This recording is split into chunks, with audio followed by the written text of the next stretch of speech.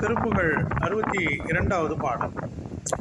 தண்டை என்கிற காலனி, வெண்டயம் என்ற வீர காலனி கிண்கிணி, சலங்கை எனும் சதங்கை, அருள் கழல்களும் சிலம்புடன் எல்லாம் ஒன்றுபட்டு குஞ்சி ஒலிக்கிறது. உன் தந்தை சிவனை அன்புடன் வலம் வந்து நல்ல மகிழ்ச்சி கொண்டு அணைத்து நிலைத்து நின்ற அந்த அன்பு போலவே இப்போது நான் உன்னை கண்டு மனம் ஒன்றுபட கடம்ப மாலையும் அழகிய மணிமுடிகளும் தாமரை மலர் போன்ற சிவந்த கைகளும் சோரனை அழித்த வேலும் பன்னிரு கண்களும் 6 திருமுகங்களும் அவற்றில் தோன்றும் நில ஒளிகளும் என் கண்களெல்லாம் குளிரும்படியாக என் முன்பு வந்து தோன்ற மாட்டாயா முருகா.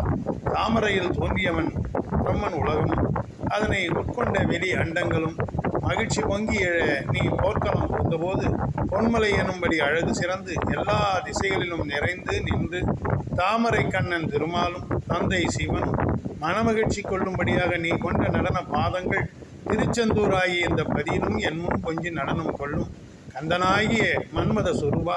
புறமங்கை வள்ளியின் சந்தனம் மனமீசும் மார்பை நுகர்கின்ற தம்பிரானே, அகத்திய முனிவர் தொழும் தம்பிரானே என்றெல்லாம் முருகப்பெருமானை பாராட்டுகிறார். இப்போது பாடலை பார்ப்போம்.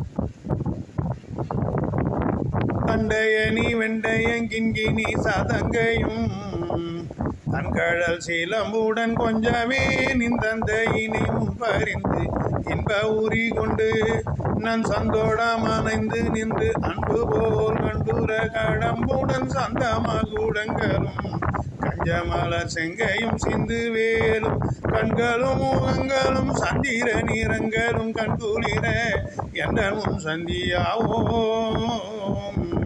குண்டரிகரண்டமும் கொண்ட பகிரண்டமும் பொங்கி எழ வெங்கலம் கொண்ட போது பொங்கிரி என சிறந்து எங்கினும் வளர்ந்து புண்டரிக தந்தையும் தன் சிந்தை கூறம் கொண்ட நடனம் பாதம் செந்திலும் என்றமும் கொஞ்சி நடனங்களும் கண்டவேலே பொங்கை கூற மங்கையின் சந்த மனம் உண்டிடும் தம்பிரானே கும்பமுனி கும்பிடும் தம்பிரானே.